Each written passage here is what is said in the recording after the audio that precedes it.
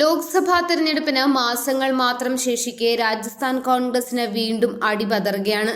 മുൻ മുഖ്യമന്ത്രി അശോക് ഗെഹ്ലോട്ടിന്റെ വിശ്വസ്തനടക്കം 25 കോൺഗ്രസ് നേതാക്കളാണ് ബിജെപിയിൽ ചേർന്നിരിക്കുന്നത്.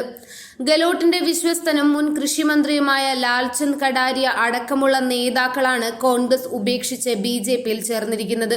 മുൻ മുഖ്യമന്ത്രിയും കോൺഗ്രസ് പ്രവർത്തക സമിതി അംഗവുമായ സച്ചിൻ പൈലറ്റിന്റെ അടുത്ത അനുയായി ഖിലാഡി ലാൽ ഭൈരവ, മുൻ കോൺഗ്രസ് MLA-മാരായ റിച്ച്പാൽ മിർദ, വിജയ്പാൽ മിർദ എന്നിവരും ബിജെപി പാളയത്തിൽ എത്തിക്കഴിഞ്ഞു.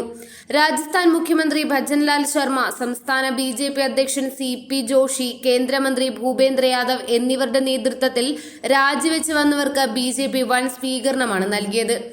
അശോക് ഗെഹ്ലോട്ടിന്റെ നേതൃത്വത്തിലുള്ള മുൻ കോൺഗ്രസ് സർക്കാരിലെ മന്ത്രിമാരായിരുന്നു രാജേന്ദ്ര യാദവും ലാൽചന്ദ് കടാരിയയും. മുൻ UPA സർക്കാരിൽ കേന്ദ്ര സഹമന്ത്രി കൂടിയായിരുന്നു കടാരിയ. 2023 നിയമസഭാ തെരഞ്ഞെടുപ്പിന് മുന്നോടിയായി ബിജെപിയിൽ ചേർന്ന മുൻ കോൺഗ്രസ് MP ജ്യോതി മിർദയുടെ അമ്മാവനാണ് റിച്ച്പാൽ മിർദ. ലോക്സഭാ തെരഞ്ഞെടുപ്പിൽ നാഗൌറിൽ നിന്നുള്ള ബിജെപി സ്ഥാനാർത്ഥിയായി ജ്യോതി മിർദയെ പ്രഖ്യാപിച്ചിട്ടുണ്ട്. റിച്ച്പാൽ മിർദയുടെ മകനാണ് വിജയ്പാൽ മിർദ. ജാട്ട് ആധിപത്യമുള്ള നാഗൌറിൽ സമീപ പ്രദേശങ്ങളിലും മിർദ കുടുംബത്തിന് വലിയ രാഷ്ട്രീയ സ്വാധീനമാണുള്ളത്.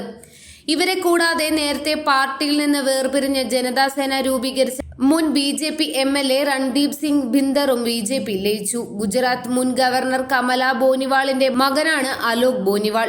എന്തായാലും തിരഞ്ഞെടുപ്പ് അടുത്തതും ബിജെപിയിലേക്ക് നേതാക്കളുടെ കുത്തൊഴുക്ക് തന്നെയാണ്. ഇത് മോദിയുടെ മൂന്നാം വരവിന്റെ സൂചന തന്നെയാണ്. മോദിയോടുള്ള ജനങ്ങളുടെയും നേതാക്കളുടെയും വിശ്വാസമാണ് ഇതിൽ നിന്ന് വ്യക്തമാകുന്നത്. കൂടുതൽ വാർത്തകൾ അറിയുവാനായി ഈ ചാനൽ സബ്സ്ക്രൈബ് ചെയ്ത് ഫോളോ ചെയ്യുക.